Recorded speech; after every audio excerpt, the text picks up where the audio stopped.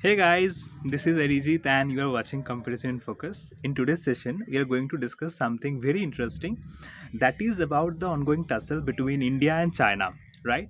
As we all know that India has recently revised its FDI norms and uh, because of it in China is very irritated, all right?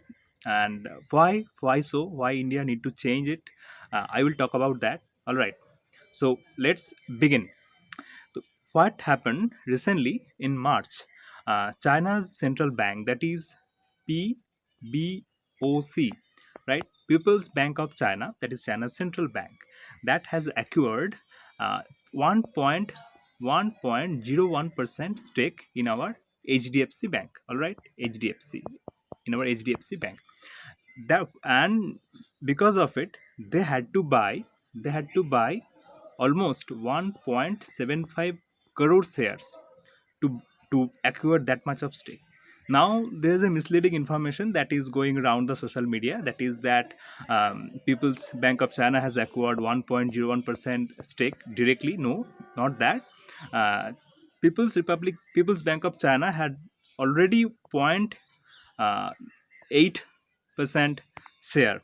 All right, they had already the ownership of that much a percentage, and to reach in 1.01%, they had to buy 0.21% of share, right? So they in March they brought 1.75 crore share. All right. And what is the FDI? Foreign direct investment is very healthy for our country's economy because we get foreign investment here, and that the capital amount you can work on it, right? So that is very healthy. But what is alarming India is that due to the pandemic, right? The share market from all over the world has fallen down, has crashed. India's HDFC Bank's share price has also fallen, right? To give you a rough estimation, in January 14, all right, sorry, the camera went on standby mode. So, uh, what happened in January 14, the share price, one share of HDFC Bank was capped at 2,500 INR, right? By the end of April, one share price fallen down to 1,700. So 800 rupees drop in just one share price, right? So think about it. China had brought 1.75 crore share, right? So how much profit China has gained out of it? Let me tell you what is FDI, right? FDI stands for FDI stands for foreign direct investment. So, according to this rule and according to this investment procedure, suppose Reliance Industries, that is a company based in India, if Reliance Industries invest into a company that is located in Japan, right, and buys some stake or buys some ownership, then that will be called a foreign direct investment by Reliance Industries, a company based in India. So in this case, People's Bank of China, right? They acquired share of HDFC company, and HDFC is in India. So a foreign company is there. So that is why it's been called FDI. So FDI process has its own characteristics. By FDI, a company gains a little ownership of the company that it's buying its share, and it can affect the decision making process of the company, right? So what is alarming India here? That is why India is alarmed.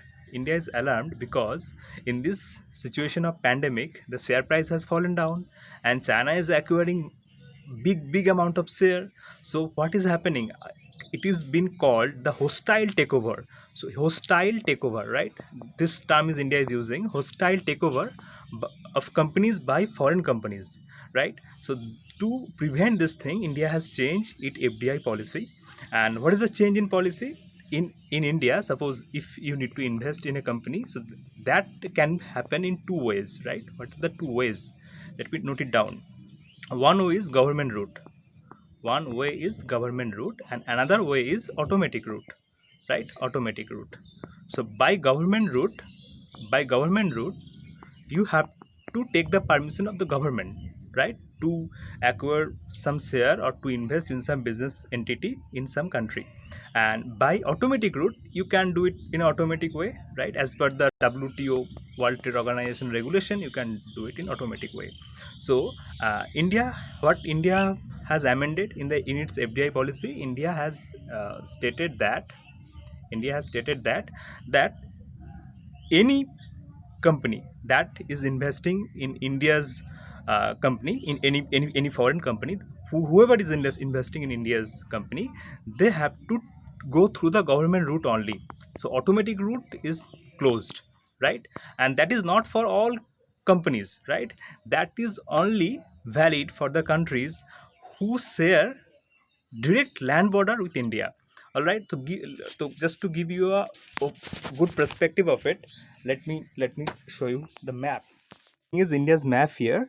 So if I show you, this is India's territory. This is India's territory, and here it is China, and here is Pakistan. Here is Afghanistan. Although that part Afghanistan shares border with India, is it in POK, Pakistan occupied Kashmir. Here we have Myanmar. Here we have Bhutan, Nepal, and Bangladesh.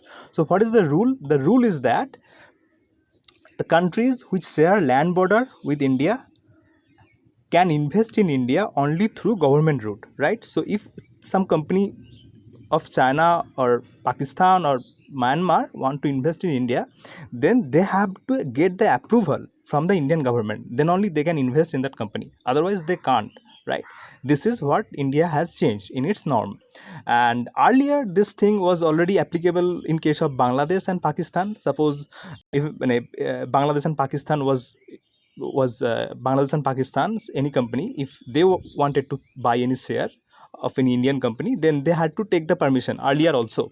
But this rule was not there for China and Myanmar or say Afghanistan or Nepal and Bhutan. But India has changed its norm mainly because of the China, because of to prevent China's hostile takeover, and that is why China's is rigged for against India, and it has went against India. Yes, it's thundering. Now, let me tell you what is China's reaction for this.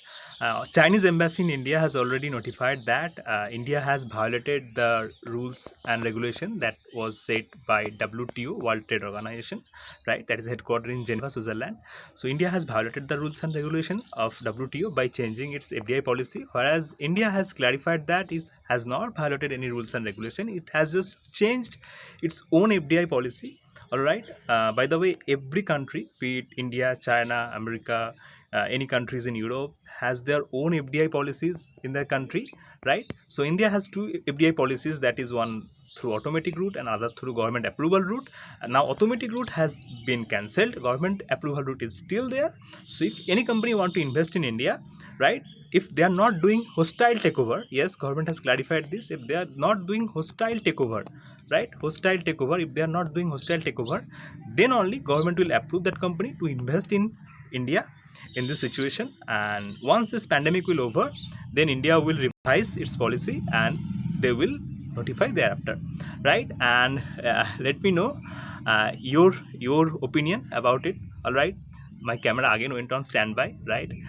Let me know your opinion about it, and till then, stay safe, take care, goodbye. All right.